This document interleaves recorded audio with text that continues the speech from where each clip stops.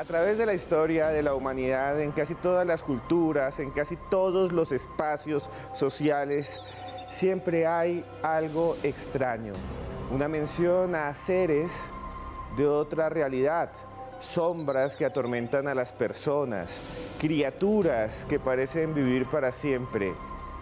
Algunos dicen que están entre nosotros y en nuestro especial de esta noche nos vamos a adentrar en el mundo de los encuentros con entidades paranormales.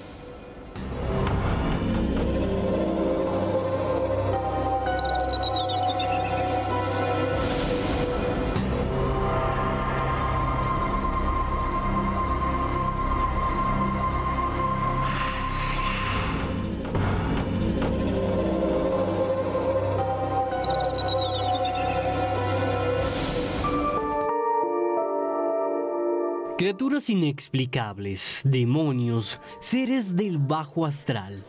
Durante milenios, los seres humanos han creído en la existencia de presencias sobrenaturales capaces de hacerle daño. Entidades que rodean nuestro universo, acechándonos desde los confines de los tiempos. Entidades como los Cariciri, oriundo de la región andina aymara, específicamente desde el sur del Perú hasta el norte de Potosí, en Bolivia. Indígenas de la zona lo describen como un ser antropomorfo, de pelo amarillo, gigante, cruel y exclusivamente nocturno. Si alguien se encuentra con él, empieza a sentirse como mareado, lo que el espanto aprovecha para extirparle toda la grasa, dejándolo agonizante. El Cariciri llevaba en la mano una campanilla, cuyo lúgubre sonido se escucha entre las montañas. Decían de él que se alimentaba de carne humana, prefiriendo devorar la de los niños que encontraba a su paso. En la actualidad, son muchas personas las que creen en su existencia. ¿Son reales estas criaturas? ¿Por qué se encuentran en todas las culturas? ¿Por qué están en todas las culturas? ¿Por qué están en toda la historia de la humanidad? Espantos, criaturas que persiguen a los seres humanos para atacarlos. Yo quiero decirles antes de que comencemos que este tema realmente es apasionante, porque desde la altura de los Andes, como vieron ustedes allí, hasta el nivel del mar, incluso en el Ártico, en Rusia, siempre se habla de extraños seres que vienen de otra realidad. Para algunos leyendas, para otros algo que no es de este mundo. Y para hablar de eso, esta noche estamos nada más y nada menos que con Lourdes Gómez, que está desde Ciudad de México. Muy buenas noches, Lourdes. Hola, buenas noches, un gusto poder estar aquí con vosotros. Lourdes es investigadora, periodista y ha dedicado su vida al misterio. ¿Qué pensar de estos temas de encuentros con entidades? Es un tema fascinante y nos habla mucho de nuestros miedos, de nuestros anhelos como especie, como seres humanos. Aquí hay un debate interesante que espero que pueda salir a la luz esta noche entre los que piensan que este tipo de encuentros, como el que relatabais al comienzo, realmente procede de seres ajenos a nosotros que conviven en este mismo espacio pero en distintos planos de la realidad, y por otro lado los que piensan, siguiendo esa estela del psicólogo Carl Gustav Jung, que se trataría de arquetipos, de materializaciones físicas de miedos internos nuestros. Bien, y también nos acompaña esta noche un periodista que también ha dedicado su vida a investigar fenómenos extraños y ha tenido también muchas historias de encuentros con entidades. Estamos con el señor Miguel Ángel Amaya desde Bogotá. Muy buenas noches, Miguel Ángel. Buenas noches, ¿cómo estás? Qué bueno estar acompañándolos de nuevo en este programa de Más Allá. Miguel Ángel, usted ha estado en muchos lugares investigando de Colombia, incluso de otras partes. ¿Qué tan comunes son las historias de encuentros con entidades y qué cree que hay detrás? Bueno, yo creo que estos encuentros con entidades son, digamos, parte de la cultura de todas las ciudades, de todos los pueblos que tenemos en Colombia, Y hay muchos encuentros que son reales, hay encuentros documentados con entidades, ya sea La Llorona, ya sea la Patasola, el Moán, diferente tipo de entidad que ellos relatan dentro de sus historias. Y creo que sí, hay ciertas entidades que se dejan revelar y yo creo que, como lo dijo Lourdes anteriormente, también pertenecen a arquetipos y reflejos de los miedos que puedan llegar a tener ellos. Entonces, sí hay cosas que se manifiestan y hay cosas que de pronto sí se han podido capturar en video. Hay un caso que vamos a presentarles a ustedes y también a Miguel Ángel y a Lourdes, que tiene que ver con algo que sucedió en Lima o que sigue sucediendo en Lima. No hay uno, no hay dos, hay cantidad de testigos. Yo mismo me he puesto en contacto con algunos y conozco investigadores que han ido hasta allí, a un distrito llamado Barranco, en Perú, en Lima, donde la gente dice encontrarse con un ser extraño que le han puesto de nombre una vampiresa, como un vampiro, aunque no es claro qué es lo que es. Observen este testimonio. En 1992 es cuando yo trabajaba en prensa, en la producción de un noticiero matutino, y comienzan a ocurrir una serie de sucesos de asesinatos donde la policía no encontraba al culpable, e incluso ni siquiera habían pistas, y cada domingo aparecían muertos en las playas de Barranco, así se llama el distrito. Aparecían muertos degollados, con signos de violencia, pero no se trataba de venganza, daba la impresión de que era un asesino serial. La policía dejó el caso de lado, entonces yo tomé el caso por cuenta propia y comencé a frecuentar las mismas playas y los lugares circundantes en horas de la noche. Pero yo tuve la sospecha de que se trataba de una mujer, porque el móvil siempre eran hombres. Era cerca del mes de junio, y cuando estoy al final de la iglesia, veo una pareja de enamorados sentados en el piso, conversando, pero en realidad ella no hablaba, el que hablaba era él. Era un hombre de aproximadamente 30 años, de cabello ensortijado, tenía una cafarena blanca y tenía una casaca negra, como el estilo de los motociclistas. Lo que sí me llamó la atención, pero obviamente yo la vi un segundo, de que esta mujer joven que estaba junto al hombre lo miraba fijamente, pero no le miraba la cara, no le miraba el rostro, le miraba el cuello. Fijamente, mientras él le conversaba, ella le miraba el cuello. Nunca levantaba la mirada. Y cuando pasé junto a ellos, ella me clavó la mirada y ahí la vi por un segundo. Tenía el cabello negro largo, el cabello muy oscuro, lacio, estaba toda vestida de negro, tenía el cuello cubierto, tenía las uñas pintadas de negro, los labios pintados de negro, los pómulos pintados de negro. Realmente su apariencia no era muy elegante, asustaba, pero yo la vi solamente un segundo y casi de reojo, porque yo no desconfié de una pareja de enamorados, de novios, ¿no? Entonces continué caminando hacia el final del pasadizo, el recorrido, serían unos 50 metros, y me quedé parado hasta promediar las 2:30, 35 de la madrugada, y comencé a sentir bastante frío. Entonces yo dije, ya era el cuarto domingo que iba y no veía nada, no veía ningún indicio adicional. Entonces procedí a retirarme. Hablamos con Carlos Valle, que es un testigo, es periodista, además tiene un montón de recorrido en medios de Perú, que se arriesga a contar esta historia que para muchos sería una burla. Dirían, pero ¿por qué Carlos Valle, este periodista de Perú, está hablando de esto tan extraño?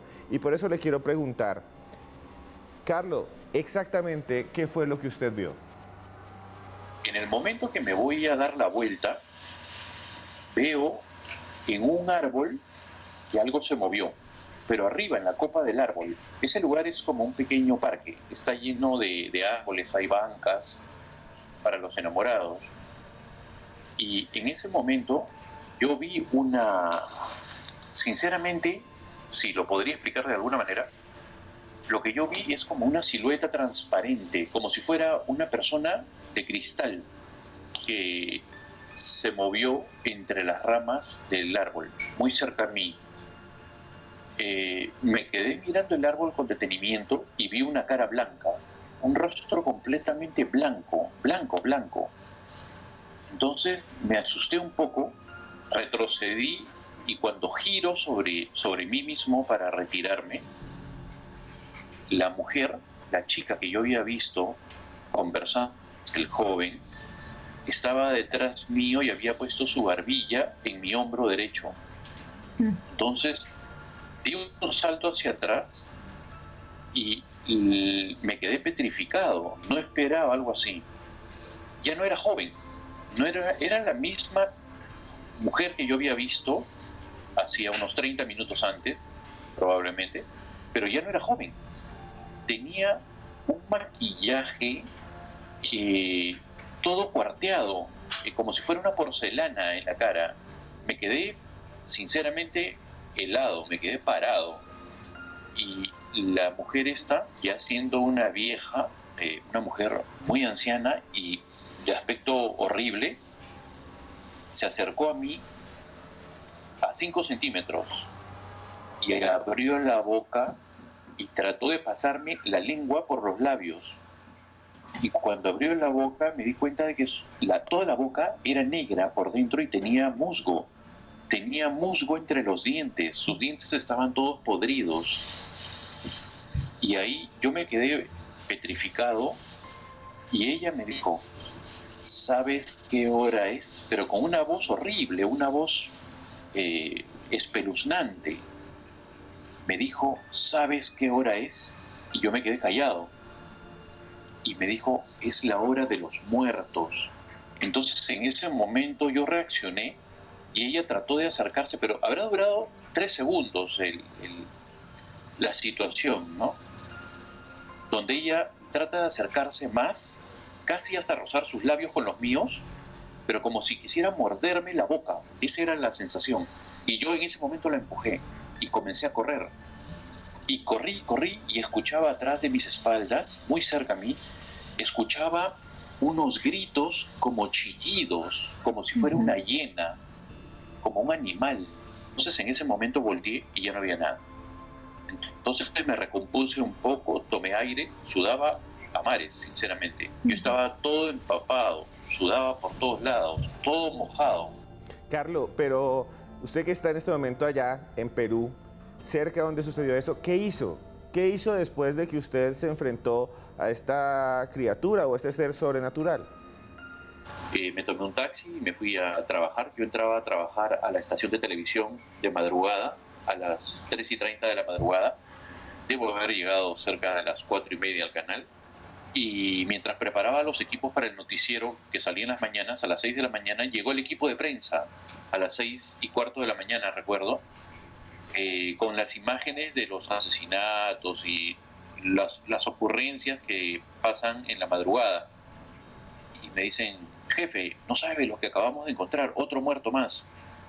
Y ponen las imágenes en el BTR y era el mismo hombre que yo había visto conversando con esta mujer cerca de las 2:15 de la madrugada más o menos, ahí a un costado de la iglesia. Y lo reconocí inmediatamente porque ellos han grabado cuando vino el fiscal y él estaba tirado en la arena de la playa y le dio la vuelta y tenía la casaca negra, la cafarena blanca y estaba degollado de oreja a oreja, todo blanco porque había perdido toda la sangre. Y ahí le vi la cara a este pobre hombre y era el mismo, idéntico, con el cabello ensortijado y todo, que yo había visto conversando horas antes. Pero la gente, nadie me creyó. Ahora la gente cree en esa versión porque se han dado muchas entrevistas de otras personas, pero cuando yo conté la historia, cuando la conté en 1992, nadie me creyó. Y muchas gracias. Este señor es un periodista muy importante en Perú, que nos cuenta una historia que tiene no uno ni dos, sino 3, 4, 5 testimonios en los últimos años de esta extraña criatura. Más adelante, después de comerciales, vamos a dialogar con Lourdes y también con Miguel Ángel sobre qué puede ser o qué conexiones tiene. Por ahora quiero contarles algo. Ayúdanos a llevar Internet a hogares vulnerables para que más personas tengan oportunidad de educarse y capacitarse. Dona desde 20.000 pesos en colombiaconecta.com para conectar a un hogar. Y claro, por Colombia, conectar a otro. Revisa términos y condiciones en www.colombiaconectada.com. Nubia es una mujer colombiana echada pa'lante, que junto con sus hijos encontró en internet otra forma de vender sus kits de siembra y ahora es toda una youtuber. Juntos podemos hacer que miles de hogares tengan más oportunidades de educarse y capacitarse, donando internet desde 20.000 pesos. Tú donas internet para un hogar y Claro por Colombia hará la misma donación para conectar otro. Dona en colombiaconectada.com. Juntos podemos cambiar el futuro de muchos hogares. Continuamos en Más Allá en esta noche en la que analizamos casos de entidades. Entidades extrañas como esta, llamada la vampiresa de Barranco. Antes de todo eso, quiero decirles que nos pueden enviar sus opiniones en Twitter con el numeral Entidades Más Allá. Ya estaba mirando hace poco y hay un montón de mensajes de personas que siempre nos siguen. Y también en YouTube nos ven en directo. Aquí abajo están los comentarios. Yo los estaba leyendo, algunos de ellos, y muchas gracias a las personas que nos cuentan que han vivido experiencias parecidas. Muchas gracias a todos los de YouTube, a los de Perú, a los de Chile, Argentina, México, a los que están en El Salvador por seguirnos a nosotros. Pero bueno, Lourdes, ¿qué pensar de esta historia? Un periodista reconocido tiene esta experiencia y también la han tenido taxistas que yo mismo he entrevistado, un señor que se llama Ciro Asmodeo y personas de allí, y son muchas. ¿Qué pensar de esta leyenda urbana para muchos?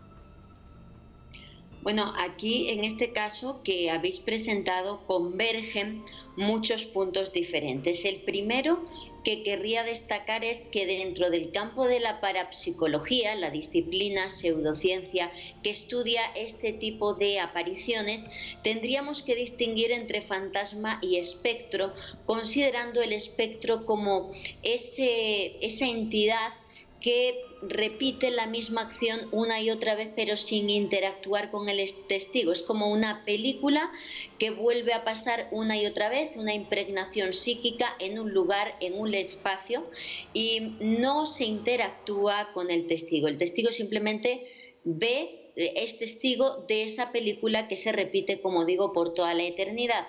Y luego tendríamos la otra modalidad, que es más bien los casos de fantasmas propiamente dicho, donde estas entidades interactúan con el testigo, como es el caso que se ha presentado aquí en el programa. También encontramos que es el ideal femenino de lo negativo, algo que nos acompaña desde los inicios de la historia, el considerar que hay entidades de este tipo negativos y sobre todo están relacionadas con mujeres. Si nos ponemos a analizar estos casos, la mayoría de leyendas de fantasmas negativos, el porcentaje más importante son entidades femeninas. Esto está relacionado con cómo nosotros hemos asumido como especie o cómo nos han inculcado que la mujer puede llegar a ser peligrosa o que la mujer es inferior hacia el hombre, y esto se mantiene. Incluso hay mitos universales que se reflejan en leyendas como esta, y es el de la Serrana de la Vera en España, en Extremadura, o aquí en Latinoamérica estaríamos hablando de la leyenda de Doña Bárbara de Rómulo Gallegos.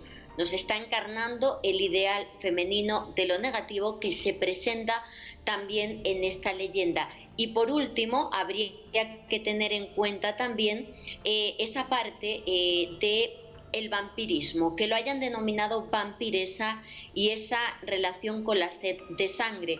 Esto también nos acompaña no desde siempre, pero sí especialmente desde el siglo XIX, sobre todo cuando empieza a surgir leyendas urbanas, primero en Europa, luego da el salto a América, de personas que creen que se van a curar de enfermedades como por ejemplo la llamada tisis, la tisis y otras enfermedades broncopulmonares e incluso, bueno, pues de tipo más contagioso, que sobre todo pensábamos que era algo del pasado, ¿verdad? Este tipo de pandemias, y nos damos cuenta que no. Bien, pues en estas épocas pasadas de la historia es cuando hay gente que cree que tomando sangre, especialmente de niños, va a poder recuperar la salud, y se empiezan a cometer crímenes reales, sobre todo contra menores, por personas que buscan la curación en una creencia totalmente errónea. Esto se implanta en la sociedad hasta tal punto que a fecha de hoy, no sé aquí, pero en España se sigue asustando a los niños con el hombre del saco, el tío del unto, es decir, el que va a venir a sacarte la carne, a sacarte la sangre porque cree que va a rejuvenecer o a curarse de alguna enfermedad. Lo que se convirtió en una leyenda urbana y en un mito real por los crímenes que se cometieron sigue estando vigente a día de hoy en esas entidades fantasmales demoníacas que tratan de quedarse con nuestro líquido vital. Bien, y es interesantísimo porque sucede en Perú, el espectro, según este periodista y otras personas, habla, se comunica. Quería preguntar a Miguel Ángel qué piensa de esto. Un ser que aparece por allí, habla, dice que tiene el rostro como si fuera porcelana, que es medio invisible. ¿Qué piensa, Miguel? Bueno, yo creería, también como lo dijo Lourdes ahí, hay unos casos muy interesantes que van ligados también en lo que yo creo, y trato pues como de trazar de lo que pude escuchar del caso, de lo que pude investigar. Yo lo trataría de pronto como el caso muy posiblemente de una bruja, ¿no? Recordemos que dentro de todo el tema del chamanismo, de todo el tema de lo que trabajan las brujas, es también el cambio de forma, alimentarse también de sangre, alimentarse de niños, asustar a las personas, diferentes tipos de cosas. Yo creería que este caso es muy posible que sea real, porque lo interesante son las apariciones, ¿no? Una mujer, en cuanto al tema de los taxistas, mujer que se monta en un carro, luego empieza a cambiar de forma, luego cuando se va a bajar, se baja en forma de perro, porque hay uno de los relatos que habla pues de un taxista que dice que se transforma en un perro, y que hay un testigo que alcanza a verlo, que creo que es un policía que va detrás del taxi y luego lo para pues por esta situación, y él le dice no, era una mujer. Entonces ahí hablamos pues también como de este tema de esa metamorfosis, de este cambio. Entonces muy posiblemente yo creería, Esteban, pues que podemos estar hablando también de muy posiblemente un caso de brujería, de una bruja. Recordemos que este tipo de personas pueden trabajar con magia negra y pueden trabajar con un tipo de entidades especiales o hacer unos diferentes pactos donde pueden cambiar de forma. Y lo digo con conocimiento de causa, porque he conocido diferentes casos donde he trabajado sobre este tema que va muy cerca al tema de los nahuales, pero como en una forma mucho más negativa, Esteban. Bueno, muchas gracias, Miguel Ángel. Y a esta hora de la noche nos conectamos con España. Nos conectamos con Miguel Ángel Frías, que está allá en Málaga y que nos va a contar la historia de otro encuentro realmente extraordinario que tiene que ver con algo que está en la tierra. Buenas noches, José Manuel. Desde luego en ocasiones ocurren sucesos sobrenaturales que nos hacen creer en esa tesis que viene a decir que los hechos luctuosos del pasado se convierten en ocasiones en el detonante de los fenómenos extraños que hoy día están viviendo muchísimos testigos.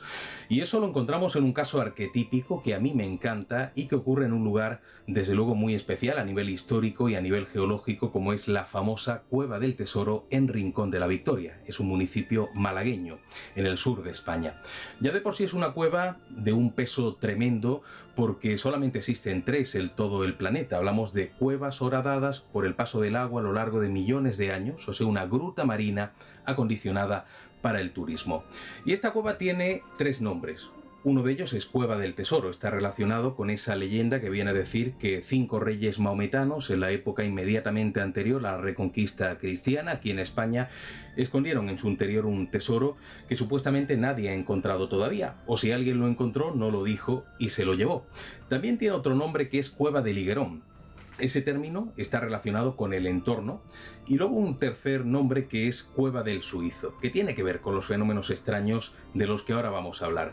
El suizo era Antonio de Lanari. Hay que decir que en esta cueva, en los últimos siglos, muchos buscadores de tesoros han entrado en sus túneles para intentar localizar ese famoso tesoro de esos 5 reyes maometanos. Pues el buscador de tesoros más importante de todos, que además entra en esta cueva en el siglo XIX, a principios del siglo XIX, es Antonio de Lanari, conocido como el suizo, que en una ocasión, al poner un barreno en una zona conocida hoy día como homenaje, como zona del suizo, como pozo del suizo, pues ese barreno provocó que una parte del techo se desplomara y cayera sobre él, sepultándolo, provocando su muerte de manera inmediata. Claro, al no tener amigos nadie lo echó de menos y por lo tanto, cuando 3 meses después de este incidente hay un señor que entra en la cueva para localizar el tesoro, se encuentra aquel cadáver. Y cuando se hace un estudio del estado de descomposición del cuerpo se descubre que Antonio de Lanari llevaba muerto 3 meses. Cuando esa información sale a la luz, los venteros de la zona decían: imposible, este hombre no puede llevar muerto 3 meses. La semana pasada estuvo aquí comprándome comida y además estuvo poniendo el dinero sobre la mesa de manera completamente física. O sea, 3 meses después de muerto, Antonio de Lanari todavía se estaba apareciendo a los venteros de la zona. Pero esto que puede parecer una leyenda urbana del siglo XIX resulta que sigue ocurriendo todavía.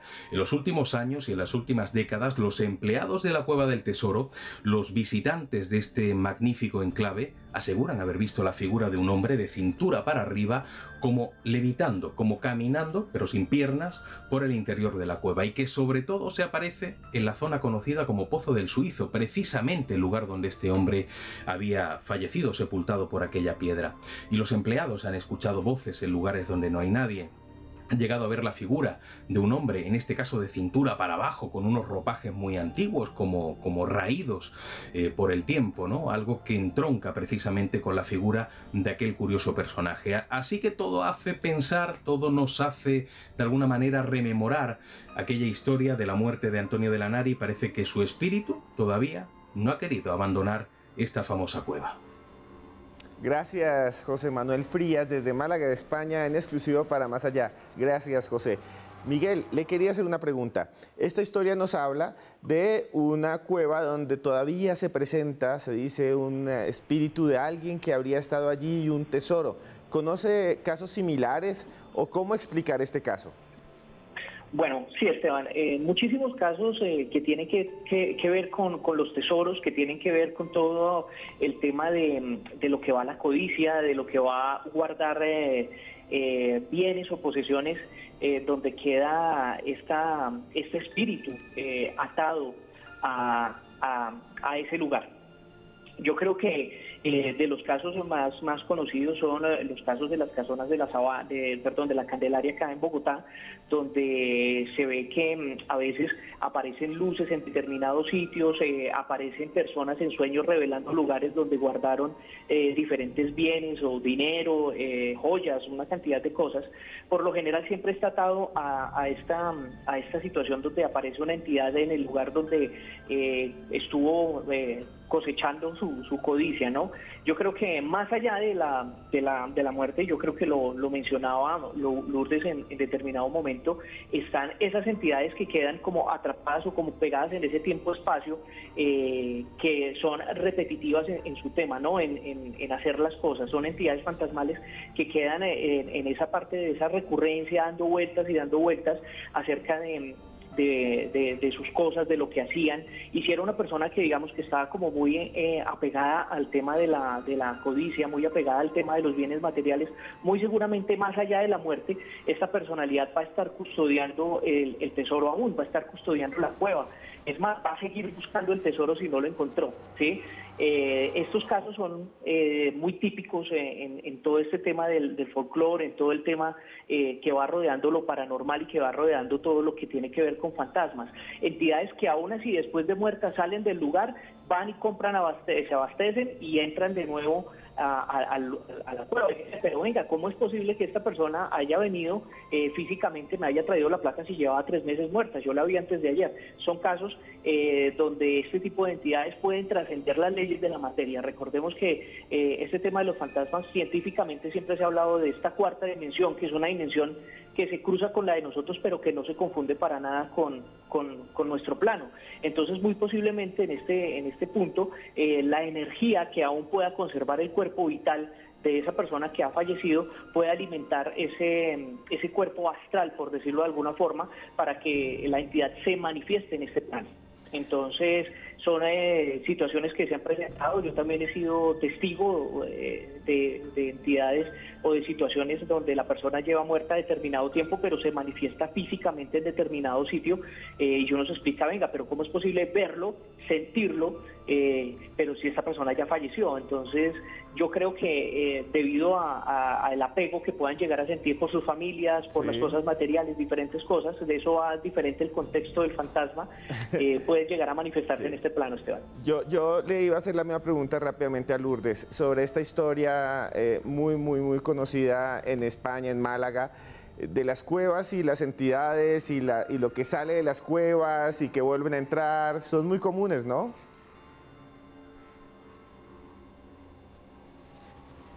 Totalmente. En España hay infinidad de leyendas en cada comunidad autónoma relacionadas con tesoros y con guardianes de tesoros, especialmente con dos culturas de nuestro pasado, con la judía y también con los musulmanes. La judía, porque ya sabemos que a partir de 1492 se produce la expulsión de los judíos por parte de los reyes católicos, y muchos de esos judíos que tenían mucho dinero, bueno, pues pensando que a lo mejor algún día podrían volver, dejaron enterradas sus posesiones en determinados espacios, y por lo tanto esos tesoros se han mantenido con el paso del tiempo. Lo mismo ocurrió con los musulmanes. De esta cultura también parece ser, existen las leyendas de que tenían muchos tesoros, de que quedaron abandonados, escondidos en distintas cuevas, terrenos y demás, y todavía hay gente que se dedica a tratar de buscarlos, a tratar de localizarlos. Esos tesoros, incluso tengo obras antiguas del siglo XIX y el siglo XX, por supuesto falsas, donde había gente que trataba de hacer dinero escribiendo supuestamente... ¿Hola? ¿Me escucháis? Sí, perfecto, te escuchamos, perfecto. Pues decía que existen obras del siglo XIX y XX de dónde encontrar tesoros.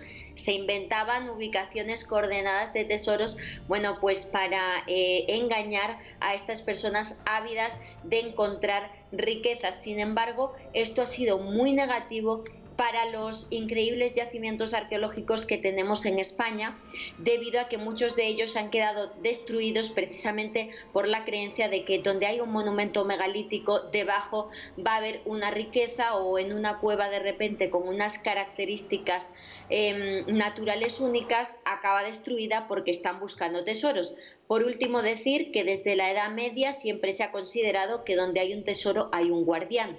Ahora, modernamente, como hemos visto en este caso España, asociado incluso a fantasmas de gente que haya perdido la vida.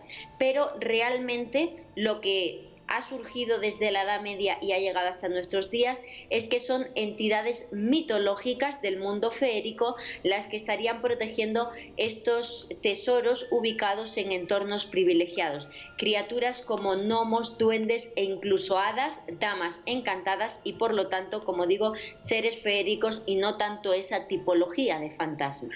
Bueno, muchas gracias, Lourdes. Ya volvemos con usted porque nos vamos a comerciales. Pero antes quiero darles una información especial. Llegó Claro Giros, la forma fácil, segura y cercana de enviar y recibir dinero en los puntos de venta Claro. Busca los puntos Claro autorizados en claro.com.co y realiza tus giros.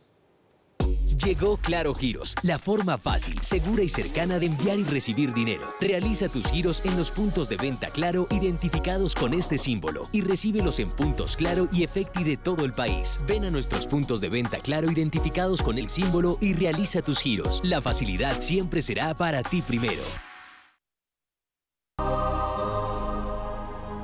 Continuamos en Más Allá en esta noche dedicada al misterio y a los encuentros con entidades, con seres extraordinarios, a veces bastante aterradores.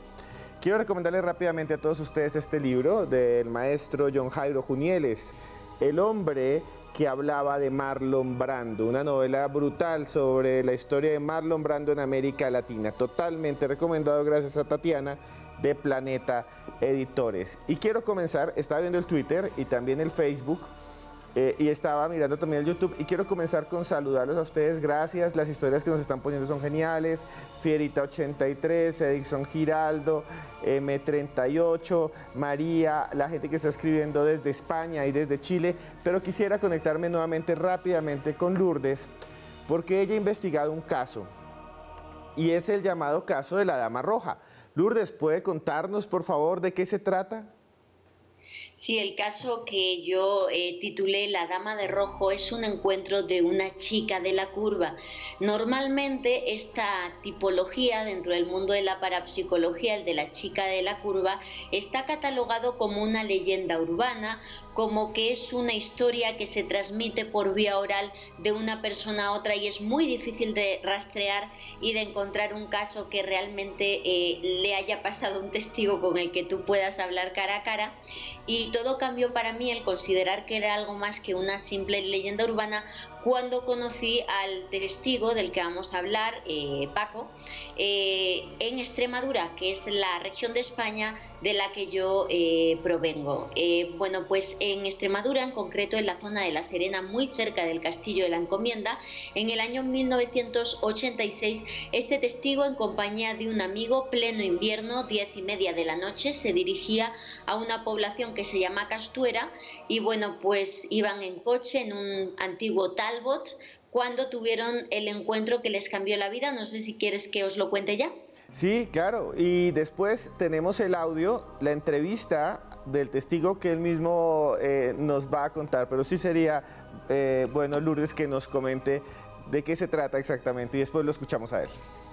Bueno, pues como digo, en 1986, cerca de este Castillo de la Encomienda, en una carretera comarcal, en esos momentos, a las 10:30 de la noche, en pleno invierno, completamente desierta, ellos se dirigían hacia la población de Castuera, iban despacito para tener buena visibilidad, cuando de repente, ante la atónita mirada del testigo que iba de copiloto y de su amigo que iba manejando el carro en esos momentos, un Talbot, de repente ven como de una de las laderas de la carretera, de una de las orillas, detrás de unos arbustos, de unos pequeños matorrales, aparece rápidamente, 10 metros por delante del carro, una chica que se cruza de un lado a otro de la carretera.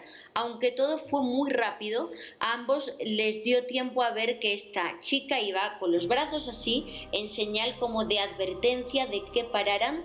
El testigo recuerda que la cara era completamente desencajada, como de estar sufriendo de advertencia de peligro, iba con las manos así como diciendo cuidado.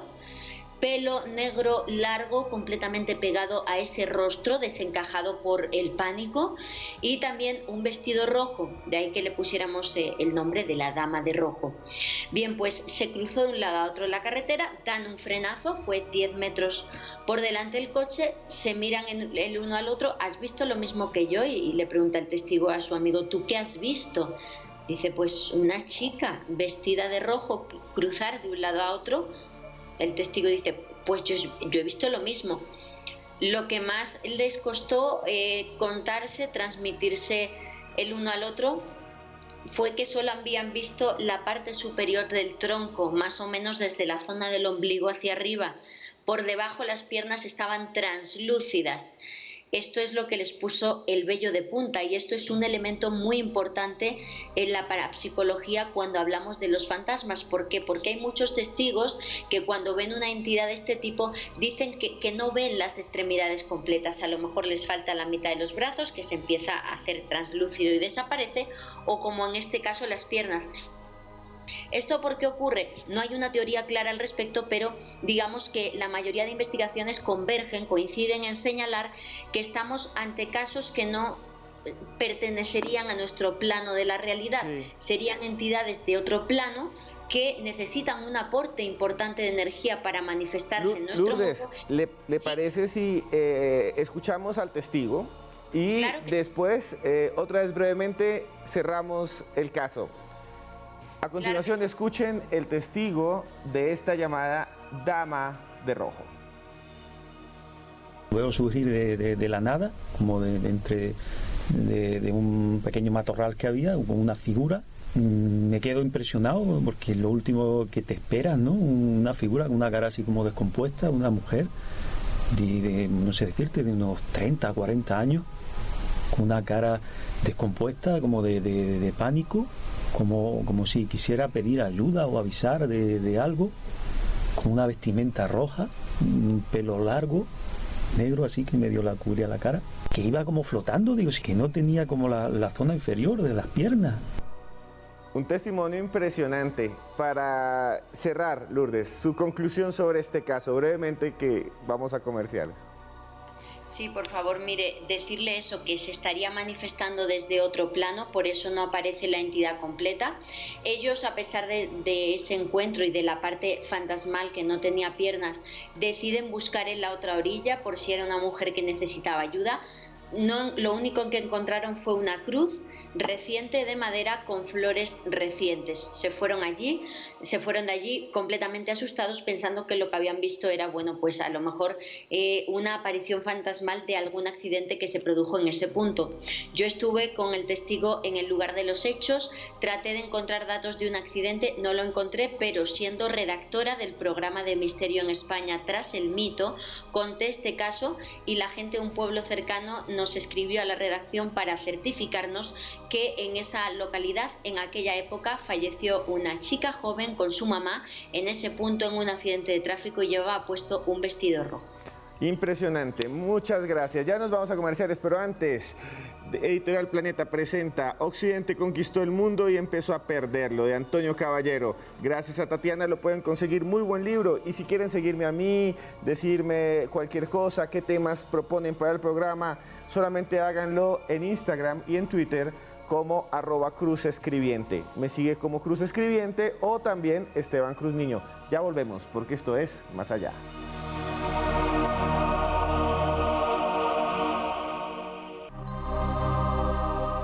Continuamos en Más Allá en esta noche en la que hablamos de encuentros con entidades. Y hay un lugar en Bogotá en donde se dice que hay encuentros con este tipo de seres o de cosas o lo que sea. Y es la Estación de la Sabana. Miguel Ángel Amaya, él ha investigado este lugar. Cuéntenos usted, ¿qué sucede en la Estación de la Sabana? Claro, Esteban. Nosotros fuimos uno de los primeros grupos autorizados a entrar a hacer una investigación por más de 24 horas en la Estación de la Sabana hace 1 año y medio. Tuvimos la oportunidad de recorrer los sitios, colocar cámaras, hacer pruebas de todo el tema electromagnético, todo lo que se hace en una investigación paranormal. Y tuvimos pues como la fortuna de tener 3 manifestaciones muy interesantes que las pueden encontrar ustedes en nuestro canal de YouTube, Expediente Paranormal, Investigación Estación de la Sabana, donde se puede observar a un grupo de investigadores que les tiran una piedra en un ala de la estación que la llaman el infierno, precisamente por el mismo nivel que tiene de carga como energética el sitio, donde se aparece una mujer que se llama María, la cual se manifestó pues en 2 ocasiones, una en video, donde tenemos un video de una sombra que se acerca pues como a los equipos de investigación, ahí está claramente, y tenemos también otra especie de niebla que se nos acerca directamente a la cámara. Durante esta investigación sí se pudo obtener bastante material, digamos que podemos evidenciar que la Estación de la Sabana guarda muchísimos secretos, no solo como un patrimonio tangible que tenemos nosotros los bogotanos, sino como este sitio donde otrora hubo un cementerio, ¿no? Dentro de toda la investigación que se logró establecer que en 1791, el primer cementerio que tuvo Bogotá, que fue el cementerio de La Pepita, estuvo ubicado en el sector de la Estación de la Sabana antes de su construcción, antes de ser construido el cementerio central. Un cementerio que era para los pobres y mendigos, ¿no? Así se tenía pues como catalogado este cementerio de La Pepita. Recordemos que la Estación de la Sabana pues también albergó gente que fue asesinada en el tema del 9 de abril, después de este golpe que hubo prácticamente pues como de Estado, lo que sucedió acá en Bogotá. Todos los cadáveres de las personas fueron trasladados a este sitio también para ser reconocidos por sus familiares, lo cual causa pues también cierta situación pues como energética en el lugar y también de muchísimas historias de fantasmas. Al igual también personal de la Policía Nacional, que muy amablemente también nos cedió el espacio, de la Policía de Tránsito, de la Dirección de Policía de Tránsito que nos apoyó, y Turistren, pudimos evidenciar en los relatos muchísimas historias de gente que veían, inclusive hay un relato muy interesante de un policía que también está ahí en la entrevista que hicimos en la investigación, donde él relata que ve entrar una procesión con muchísima gente, donde un compañero de él logra ver una procesión que entra con muchísima gente por el costado de la 19 y el hombre queda pues totalmente petrificado, y cuando vuelve a abrir los ojos ya no hay nadie ubicado en el sitio. Entonces este tema de esta investigación es muy interesante, es uno de los lugares que tiene mucho misterio y que sí tiene muchas historias para contar, Esteban. Pienso que esta estación de La Sabana tiene bastantes fantasmas por investigar. Muchas gracias, Miguel Ángel.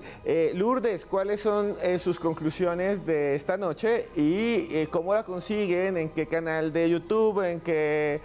¿Cómo son sus redes sociales? Los casos que se han presentado esta noche demuestran que la realidad supera con creces la más terrorífica de la ficción. Esos casos conviven ahí con nosotros, la realidad está ahí fuera, mucho más allá de lo que nos han contado. Si necesitan algo de mi parte, me encuentran en Facebook como Lourdes Gómez Martín, en Twitter como @lourdesgm13, en Instagram como @insolitafamilia y en insolitaexperiencia.com.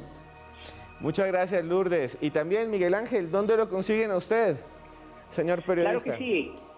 A mí me pueden ubicar dentro de las redes sociales en Instagram como Miguel Investigador, y nos pueden encontrar en nuestro canal de YouTube Expediente Paranormal Estación de La Sabana. Ahí inmediatamente los envía a esta investigación que hicimos en la Estación de La Sabana, una de las más importantes que ha hecho Expediente Paranormal. Bueno, muchas gracias a ustedes dos por estar con nosotros, se les quiere mucho. Y a ustedes, los que están allá al otro lado, si nos está viendo por YouTube o por televisión o por cualquier medio, también los queremos. Envíennos sus testimonios si quieren, gracias a la gente de Perú, de Chile, de México, de Honduras, de El Salvador, de Guatemala. Por allí me estaban escribiendo incluso de Paraguay, en España hay mucha gente. A todos se les quiere. Nos vemos porque esto es Más Allá.